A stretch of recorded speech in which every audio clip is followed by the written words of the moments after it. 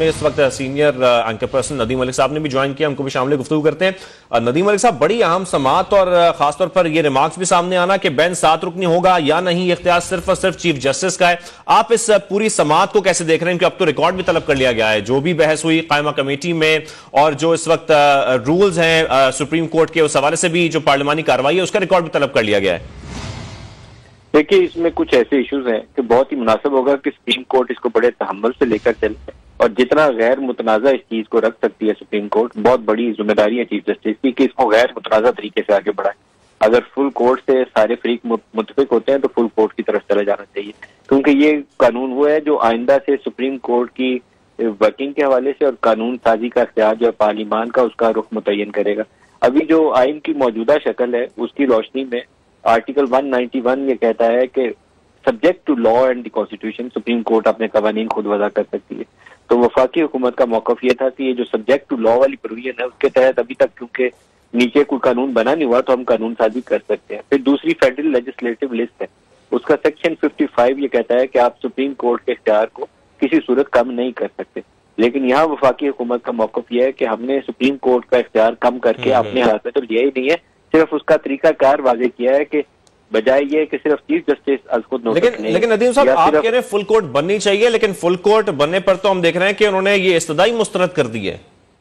ابھی مسترد کی ہے، لیکن گوئنگ فارورڈ شاید ان کو یہ ٹیک اپ کرنا پڑے، کیونکہ یہ اسٹیٹ پہ اگر اس کو مسترد کر دیتے ہیں ساری چیزوں کو تو پھر یہ جو بھی فیصلہ کریں گے اس کو پی ڈی ایم کی جماعتیں جو ابھی پارلیمان کی موجودہ شکل ہے وہ اس کو ریجیکٹ کر دے گی، وہ بولیں گے ہم اس فیصلے کو نہیں مانتے، تو پھر تو یہ سیدھا ہیڈ آن کولیجن والی صورت ہے نا۔ تو ایک درمیانی راہ یہ ہے کہ وفاق نے جو قانون کے لیے لکھ کے بھیجا ہے اس سے یہ دیکھیں کہ کیا سپریم کورٹ کا اختیار کم ہو رہا ہے یا صرف چیف جسٹس سے اختیار لے کر 3 سینئر ججز کو دیا جا رہا ہے، وفاق اس میں اور مداخلت نہیں کر رہا۔ یہ ایک بنیادی فرق ہے جس کو میرے خیال میں جب اس فائن لائن کے اوپر بحث کریں گے وہ وکلا بھی کریں گے اور سپریم کورٹ بھی ذرا کھلے دل سے اس کو دیکھے گی تو اس کے اوپر انہیں جائزہ لینا پڑے گا۔ یہ قانون ایسی چیز نہیں ہوگی کہ کوئی انہونی چیز ہوگی، صرف اس کی ٹائمنگ تھوڑی کنٹروورشل ہے، کیونکہ اس قانون کے اوپر Pakistan bar council, supreme court bar ایسوسی ایشن، فارمر ججز سب کہتے تھے کہ یہ جو 184(3) کے تحت از خود نوٹس کا اختیار ہے اس کے اوپر کچھ قوانین بننے چاہیے، اس کا کچھ طریقہ کار ہونا چاہیے، اپیل کا حق ہونا چاہیے۔ پھر یہ جو بینچز بننے کا عمل ہے اس کے اوپر جسٹس فائز صاحب سمیت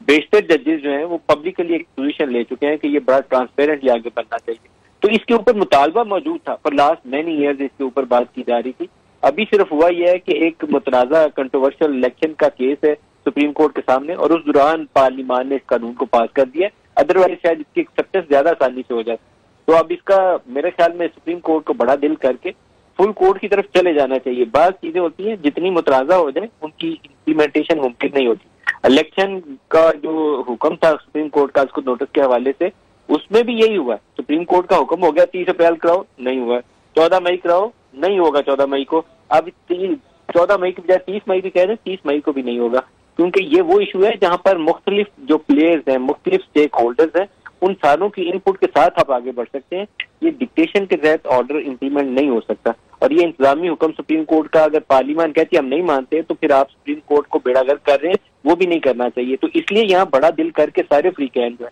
پارلیمان بھی سپریم کورٹ بھی بڑا دل کر کے آگے بڑھے۔ جو ایک ادارہ ہے اس کا وقار، اس کی تکریم، اس کا جو حیثیت ہے اس کو توڑے بغیر، اس کو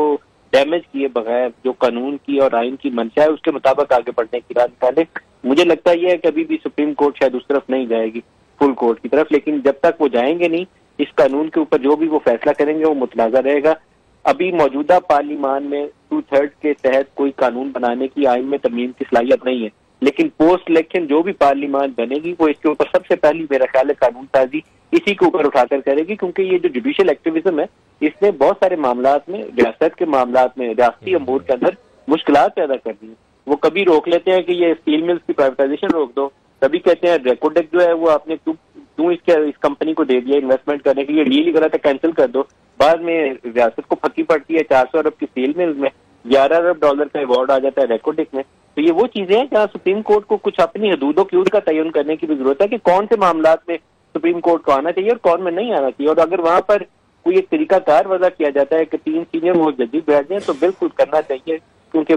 فرد واحد کے کیے ہوئے فیصلے جسٹس افتخار چودھری کے اور جسٹس ثاقب نثار کے، اگر اس سے ریاست پاکستان کو نقصان ہو رہا ہے تو آپ کو اس طریقہ کار کو درست کرنے کے لیے کام کرنا چاہیے، کسی کو اس پہ انا یا ایگو کا مسئلہ نہیں بنانا چاہیے۔ ندیم ملک صاحب، جس طریقے سے ابصار عالم صاحب بھی کہہ رہے ہیں کہ پارلیمنٹ کا ایک معطل کر دیا گیا، اور اس حوالے سے بھی ہم بات کر رہے ہیں، لیکن اس اب بند گلی سے نکلا کیسے جائے، کیا راستہ اپنایا جائے؟ کیونکہ اب ہم دیکھ رہے ہیں کہ ایک طرف پارلیمنٹ کھڑی ہے، ایک طرف ہماری سپریم کورٹ کھڑی ہے، اور یہ مسلسل متنازع ہوتا جا رہا ہے معاملہ۔ دیکھیں کہ کسی قانون کو اگر وہ کسی آئین کی بنیادی شق سے متصادم ہو تو سپریم کورٹ اس کو ٹیک اپ کر سکتی ہے، اس میں ایسی کوئی دو رائے نہیں ہے، لیکن اینٹیسپیٹری ری ایکشن تھا، یہ ابھی قانون بنا نہیں تھا تو اس سے پہلے سپریم کورٹ نے ایکٹ کیا تھا، اور یہ پاکستان کی تاریخ میں پہلی دفعہ کبھی کسی قانون کو بننے سے پہلے سپریم کورٹ نے اس کے اوپر ایکٹ نہیں کیا کہ ہیلڈ ان ابیئنس کر رہے ہیں، بنتا ہے یا نہیں بنتا وہ بعد میں دیکھیں گے۔ تو یہ میرے لیے بھی سرپرائزنگ تھا، اور بہت سی جو وکلا برادری ہے اس کے لیے بھی سرپرائزنگ تھا کہ یہ انتظار کر سکتے تھے 21-22 اپریل کو جب وہ قانون حتمی شکل اختیار کر لیتا اس کے بعد اس کو ٹیک اپ کر لیتے، لیکن انہوں نے 13 اپریل کو آرڈر جاری کر دیا کہ وہ 10 دن تو بعد میں پورے ہوں گے، ہم ابھی اس کو روک رہے ہیں، اس پہ عمل درآمد نہیں ہوگا۔ تو یہ طریقہ کار بنیادی طور پر تھا ہی درست۔ میں پھر دوبارہ اسی چیز پہ آتا ہوں کہ سپریم کورٹ اپنے آپ کو جب پولیٹیکلی قانونی ایشوز کے اندر خود کو انوالو کر لیتی ہے تو پھر اس کے لیے اپنی عزت بچانا، اپنی عزت تقریم برقرار رکھنا بہت مشکل ہو جاتا ہے۔ وہ الیکشن والے معاملے کے اندر بھی سپریم کورٹ نے کوشش یہ کی تھی کہ وہ اپنے جو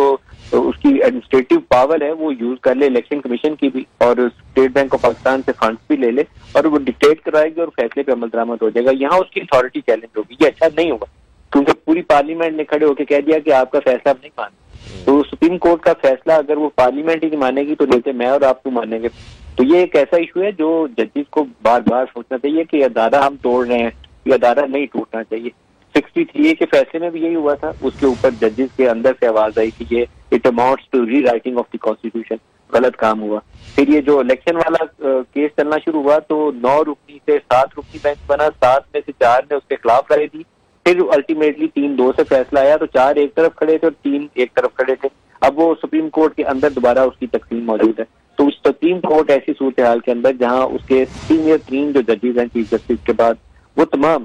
ابھی تو صورتحال یہ ہے کہ جسٹس قاضی فائز اقرا، جسٹس سردار طارق، جسٹس امین الدین، جسٹس عطر منیلا، جسٹس یحییٰ آفریدی، جسٹس مندو خیل، وہ لمبی فہرست ہو گئی ہے جو ایک باقاعدہ پوزیشن اپنے ریٹرن آرڈر کی شکل میں لے چکے ہیں۔ جسٹس فائزی صاحب والے بینچ نے 2-1 سے فیصلہ کیا ہوا ہے، اس 7 رکنی بینچ کے اندر 4-3 والا فیصلہ ہمارے سامنے ہے۔ تو یہ صورتحال قابل قبول نہیں ہے، نہ ججز کے اندر قابل قبول ہے اور نہ ہی پارلیمان کو قابل قبول ہے۔ تو کیا ہوگا الٹیمیٹلی کہ کسی ایک کی اتھارٹی ٹوٹ جائے گی، چاہے پارلیمان کی اتھارٹی ٹوٹ جائے، چاہے پرائم منسٹر کو آپ ڈسکوالیفائی کر رہے ہیں، چاہے سپریم کورٹ کی اتھارٹی کمپرومائز ہو جائے، ہر صورت میں پاکستان کا نقصان ہے۔ اس لیے ان کو جانا چاہیے اس راستے کی طرف جو غیر متنازع جتنا ممکن ہو۔ پہلے تو اس معاملے میں الجھنا نہیں تھا چاہیے۔ دوبارہ میں کہہ رہا ہوں کہ سپریم کورٹ کو الیکشن کی تاریخ متعین کرنا، الیکشن کا شیڈول جاری کرنا، یہ اوور اسٹیپنگ کی انہوں نے اپنے اختیار سے تجاوز کیا جس سے ان کی اتھارٹی چیلنج ہوگی۔ اب یہ لا ٹیک اپ کر سکتے ہیں کیونکہ اس کے اندر وہ جو فیڈرل لیجسلیٹو لسٹ ہے اس کا جو سیکشن 55 ہے وہ ایک چیز ایسی ہے جو وضاحت طلب ہے، لیکن اس کے اوپر فل کورٹ چلے جائیں تاکہ اس کو غیر متنازع رکھیں۔ اگر یہ 8 رکنی بینچ کل کوڈ اس کو اسٹرائک ڈاؤن کر دیتا ہے تو سپریم پارلیمنٹ اس کو دوبارہ پاس کرے گی، اس بل کو وہ کہے گی کہ ہم آپ کا فیصلہ نہیں مانتے، وہ پھر بل پاس کر دیں گے۔ یہ ہونے نہیں والا کہ سپریم کورٹ ڈکٹیٹ کرائے اور پارلیمنٹ اس کو مان لے، اس لیے ایک درمیانی راہ نکالیں، اور وہ راہ جو قابل عمل رہا ہو۔ ججز کو بھی معلوم ہے کہ قابل عمل کون سی راہ ہے اور کون سی قابل عمل نہیں ہے، درمیانی راہ قابل عمل نہیں ہوگا کہ بالکل، اور غیر متنازع راستہ اپنانا چاہیے۔ بالکل ٹھیک ہے۔